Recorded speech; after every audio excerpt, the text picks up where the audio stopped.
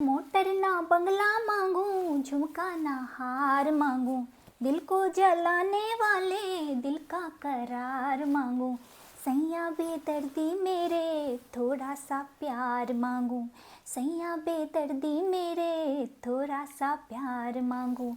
किस्मत बना दे मेरी, दुनिया सजा दे मेरी, कर ले सगाई मेरी जान, हाय रे मैं तेरे कुर्बान। दोस्तों, एक पत्नी अपने पति से क्या चाहती है? थोड़ा प्यार, थोड़ा सम्मान, थोड़ी इज्जत, थोड़ी मोहब्बत। लेकिन अगर बदले में उसे मिलता है गुस्सा, जिल्लत, अपमान, तो वो क्या कर सकती है? चलिए इस कहानी से समझते हैं। जी हाँ दोस्तों, मैं हूँ कल्पना और मैं बड़े ही दिल से स्वागत करती हूँ आप सभी का मेरे इस चैनल पर। बात है माखन लाल की, जो अपने गुस्से के लिए बड़े प्रसिद्ध थे। उन्हें हर आदमी पे गुस्सा आता था, हर बात पे गुस्सा आता था। जब देखो, जिस समय देखो, किसी पर भी चिल्लाने लगते थे। लेकिन उनके गुस्से का सबसे बड़ा शिकार थी उनकी पत्नी माधवी देवी। माधवी देवी बेचारी चुपचाप रहती, लेकिन माखनलाल हर बात में उन पर गुस्सा होते। माधवी देवी चाहे जो भी कर लें, जैसे भी कर लें, लेकिन माखनलाल उनमें नुक्ताचीनी निकालकर उन पर चिल्लाते ही थे।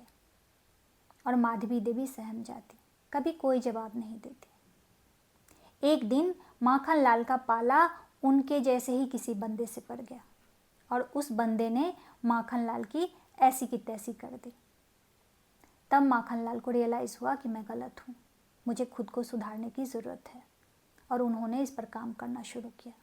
उन्होंने आसन, प्राणायाम, योगा, मेडिटेशन सब करना शुरू कर दिया और इसका असर उनके स्वभाव पर दिखने भी लगा। वो धीरे धीरे थोड़े शांत होने लगे।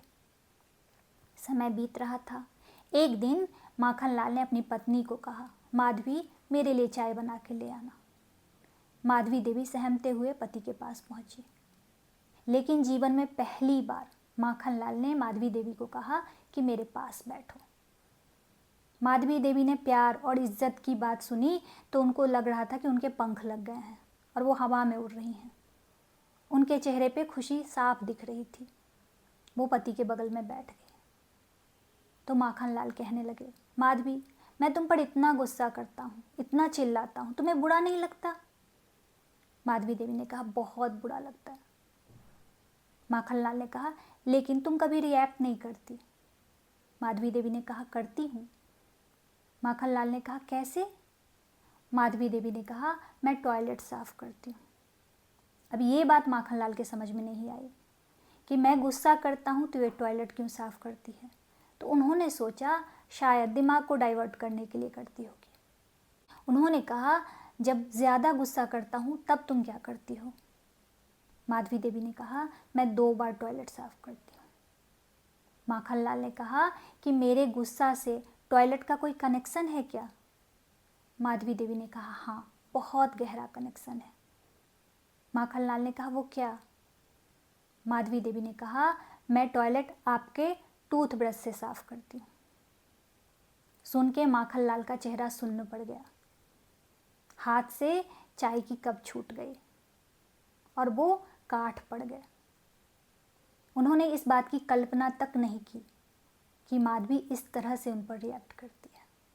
तो देखा, ज़रूरी नहीं है सामने वाला आप पे चिल्लाए, उसका रिएक्ट करने का तरीका अलग हो सकता है।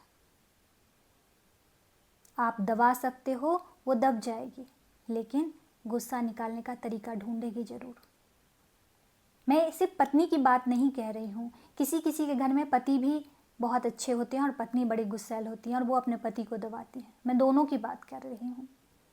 आपका लाइफ पार्टनर आपके लाइफ में गुस्सा सहने के लिए नहीं आया है, आपकी बेइज्जती सहने के लिए नहीं आया है।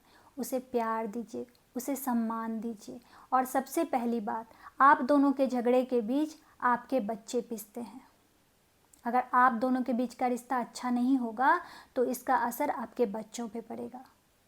बच्चों का इमोशनल हेल्थ खराब होगा और ऐसे ही बच्चे आगे चल के गलत रास्ते पे चलना शुरू कर देते हैं। इसीलिए अपने पार्टनर को सम्मान कीजिए। वो जैसे भी हैं, जिस तरह के हैं, उनको स्वीकार कीजिए और उनके साथ जीवन को खुशियों में बिताइए। आशा करती हूँ मेरी ये छोटी सी कहानी आप लोगों को अच्छी लगी होगी। अगर लगी है तो मेरे चैनल को सब्सक्राइब कर लीजिए, वीडियो को लाइक कर दीजिए। और जाने से पहले फिर से वही बात दोहराना चाहूँगी कि हर नामुमकिन मोड़ से गुज़र के जाना है, हौसलों से कह दो मंजिल खुद बनाना है। मिलती हूँ एक नई वीडियो में एक नई कहानी के साथ। तब तक के लिए आप सबको जय हिंद।